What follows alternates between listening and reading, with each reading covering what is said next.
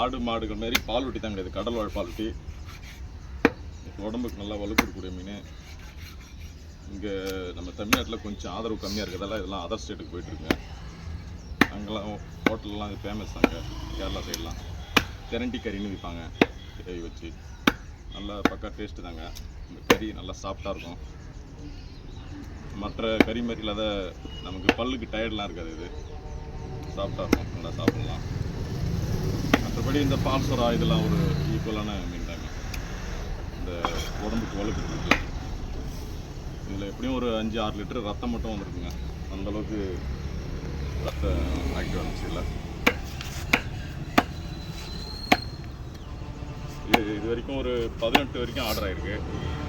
ஒரு 5 kilo 10 kilo வரைக்கும் கடையிலே ஓடும். ஓரளவுக்கு இது ஃபினிஷ் ஆகிடுங்க. ஃபினிஷ் ஆன மாதிரி இருக்குங்க. இங்கே கடைக்கு வாங்க வர்றவங்க குரூப்பில் 25ன்னா ஒரு 10 ஆர்டர் ஆனால் போதும். ஒரு 15 வட்டமாக அது கடையிலேயே போயிடுங்க. இது வாங்கணுங்க நெக்ஸ்ட் டைம் வேண்டாம்னு சொல்ல வாய்ப்பு இல்லை. அந்தளவுக்கு இந்த விலைக்கு இந்தளவுக்கு கூறு போட்டு தர்றது ஒரு பெரிய விஷயந்தாங்க.